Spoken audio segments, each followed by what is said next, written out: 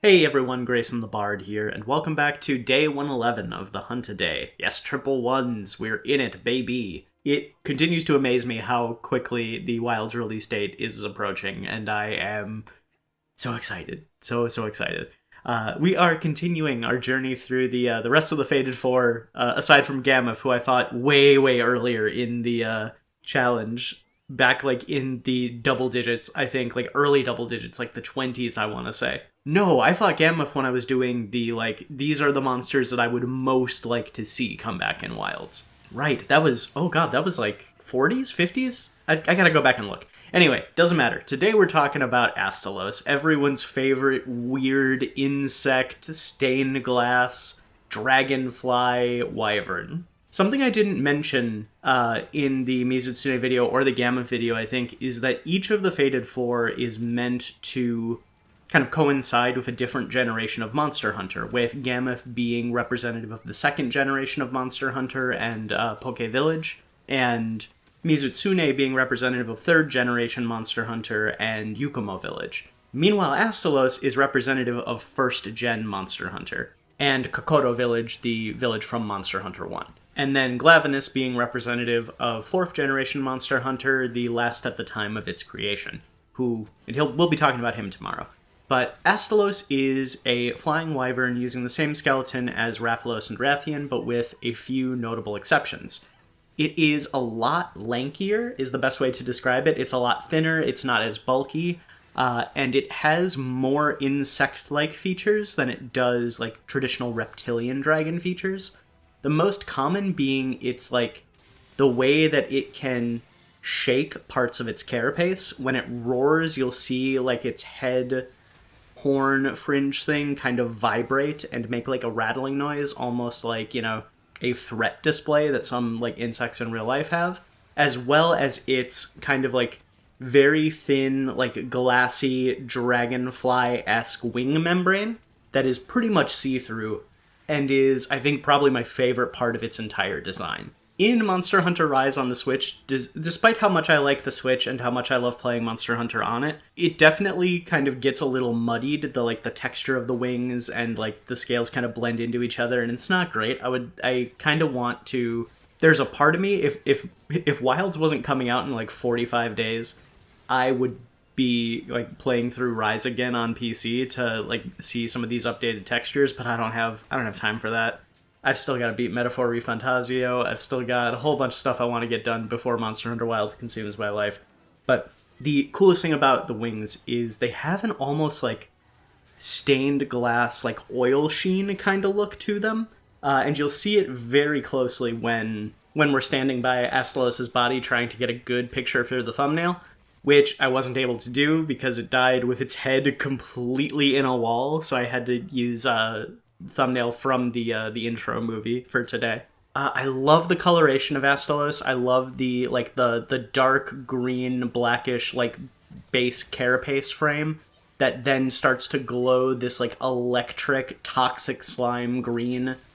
It is really striking and just great. It has a deviant form, Bolt Reaver Astalos, which instead of a, like, toxic green, it is this, like, bright electric blue. And I know a lot of people like that a little bit better.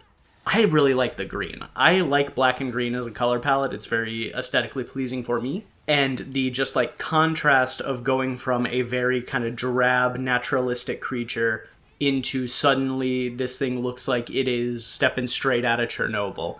It is just a delight. I absolutely love it. I will say, because I've been kind of ping-ponging back and forth between, World, Rise, and Generations, I think visually I like Astalos a little bit better in Monster Hunter Generations than I do in Monster Hunter Rise.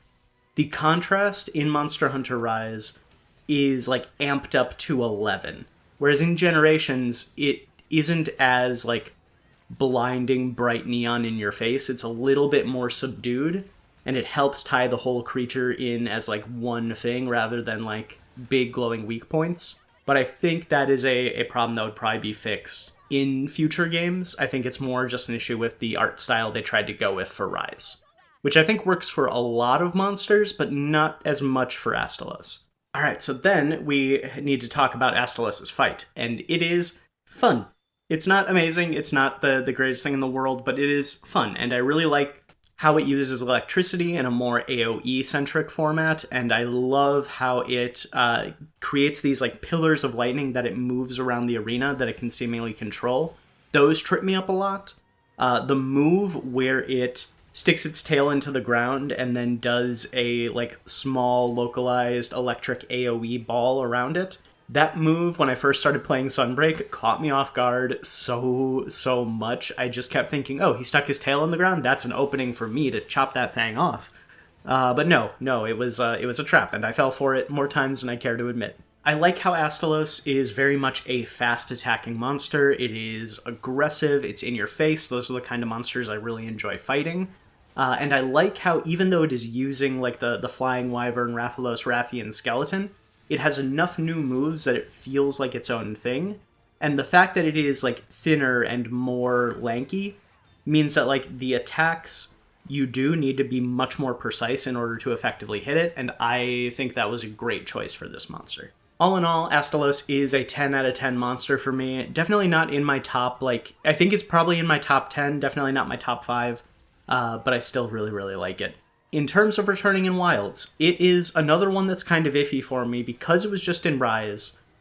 I think it's a little bit lower, kind of like where Mizutsune's sitting, and I think like Glavenus and Gammoth both have a better chance of returning in Wilds, both because they have not been in a game as recently, and because of the sort of general vibe that Wild seems to be going for in terms of its creature design, at least with what I've seen. Because again, as a reminder, I am spoiler-free on everything Wilds related past the release date trailer from September. So I don't know anything besides the monsters that were shown in the release date trailer, like the flagship, the whale-looking thing, and the fire chicken. I don't even know their names. Please don't tell me if there's stuff that looks like Astalos in the game. I don't want to know until I have the game in my hands. But I'm going to say, like, similar to what I gave Mizutsune, I'm going to say like a 4 out of 5 for returning in Monster Hunter Wilds. I know he's popular, I know people like him, and I again would love to see all of the Fated 4 in the same game again. But I'm not sure how likely it is to happen. I also want to give him, because he's already shown up in Rise after, he was in Generations, I'm going to give him a high, like, 9 or 10 out of 10 for returning in a future game in the series. I think it is incredibly likely, it's just when it happens. I am looking at my recording time right now, and I'm wondering, I may have accidentally gone over the time I spent in the hunt. Hope that's not the case, but I'm going to wrap up the ramble here. We'll see how it shakes up when I edit it. Thank you all so much for watching. If the fight is not already over, please stick around until the end of the hunt if you can.